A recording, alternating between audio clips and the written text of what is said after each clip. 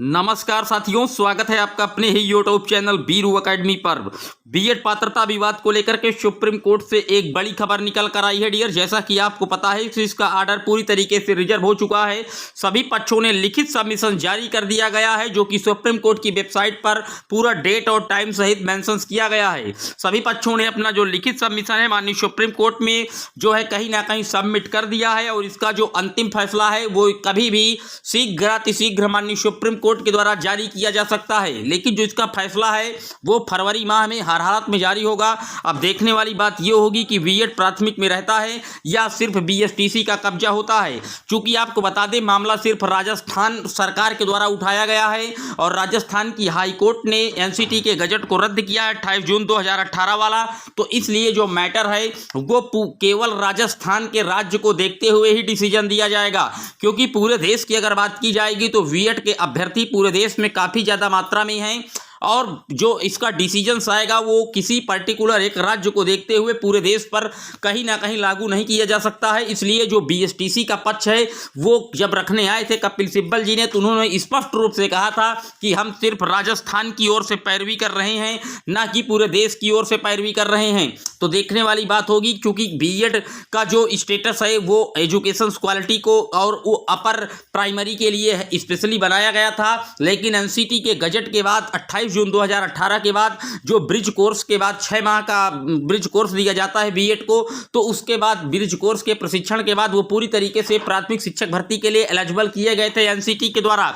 उसी को लेकर के ये विवाद खड़ा हुआ था। लेकिन जहां से ये विवाद उपजा है, राजस्थान की जोधपुर की डबल बेंच के द्वारा ये मामला उपजा था। हालांकि सिंगल बेंच ने पुनः बीएड को प्राथमिक में ब्रिज कोर्स के साथ अलाउ किया है, लेकिन डबल बेंच ने अभी भी अलाउ नहीं किया, उसने रद्द किया था गजट को। उसी को लेकर के सुप्रीम कोर्ट में इसकी सुनवाई चली और सुप्रीम कोर्ट में पूरी तरीके से इसका आर्डर रिजर्व हो चुका है। अब देखने वाली बात यह है कि माननीय सुप्रीम कोर्ट किस आधार पर डिसीजन देते हैं। सिर्फ एक राज्य को आधार पर बनाकर डिसीजन देते हैं या पूरे देश पर कहीं ना कहीं ये जो डिसीजन आएगा ये पूरे देश के शिक्षा व्यवस्था में कहीं ना कहीं आमूल चूल परिवर्तन करने के लिए लागू कराया जाएगा, ये देखने वाली बात होगी। लेकिन मुद्दा सिर्फ और सिर्फ राजस्थान का है, ये आप नोट डाउन कर लीजिएगा। तो पर्टिकुलर एक राज्य के लिए पूरे देश पर क्या नियम बना देना ये सही होगा, देखने वाली बात होगी। हालांकि बीएड इसके पहले कई बार प्राथमिक शिक्षक भर्तियों में शामिल होता रहा है, चाहे वो जिस स्टेट की रही हो। उत्तर प्रदेश की अगर बात कर ली, निश्चित तौर पर 2011 के पहले भी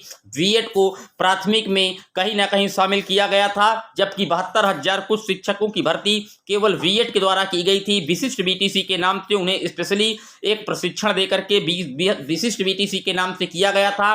सिर्फ टेट की मेरिट पर इनका चयन किया जा चुका है। तो इस तरीके के कई उदाहरण हैं कई राज्यों में, जहां पर कहीं ना कहीं जो डीएलएड या बीटीसी के प्रशिक्षुओं की संख्याएं कम थी, निश्चित तौर पर बीएड को प्राथमिक में कई बार लिया गया है। उसी को देखते हुए ये मामला काफी हाईलाइटेड है, क्योंकि आज की डेट में बीटीसी हो या डीएलएड हो, उनकी संख्याएं काफी बढ़ गई हैं। क्योंकि पर्टिकुलर ऐसे कई राज्य हैं जहां पर शिक्षक भर्तियां नहीं आई और इनकी संख्याएं बढ़ गई हैं। तो जहां इनकी संख्याएं बढ़ गई हैं वहां पर केवल ये मांग की जा रही है कि बीटीसी को वहां पर प्रथम वरीयता जरूर दी जाए, और या तो सिर्फ बीटीसी को ही प्राथमिक में कब्जा दिया जाए, जहां पर इनकी सीटें या इनके जो प्रशिक्षु साथी हैं उनकी संख्याएं काफी ज्यादा हैं, और जहां पर इनकी संख्याएं कम हैं वहां पर बीएड को प्राथमिक में एलिजिबल किया जाए। ये बीएसटीसी की तरफ से कई बार इस पक्ष की जो बात है वकालत माननीय सुप्रीम कोर्ट में की गई है, और जो बीएड के एडवोकेट हैं वो निरंतर एनसीटी का हवाला दे रहे हैं कि एनसीटी रेगुलेटरी बॉडी है, उसको पूरी तरीके से अधिकार है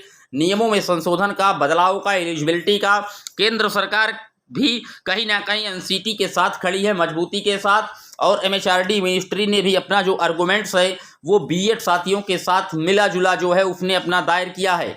अब देखने वाली बात यह है कि जो ऑर्डर आता है उस पर किस हिसाब से ऑर्डर में क्या क्या पेज जो है पॉइंट माननीय सुप्रीम कोर्ट के द्वारा नोट कराए जाते हैं और किसके पक्ष में फैसला दिया जाता है, ये ऑर्डर आने पर ही कहीं ना कहीं क्लियर हो पाएगा।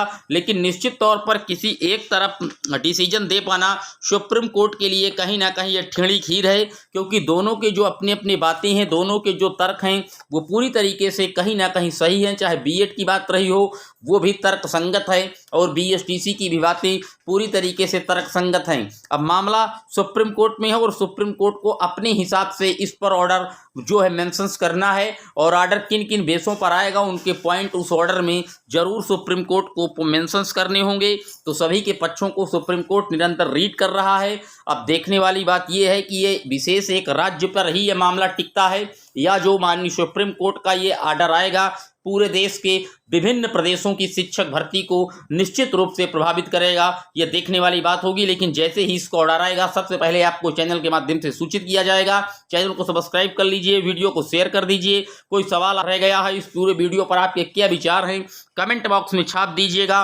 फिर मिलेंगे नेक्स्ट अपडेट में, तब तक के लिए जय हिंद, जय Bharat. Thank you, love you guys, Vande Mataram.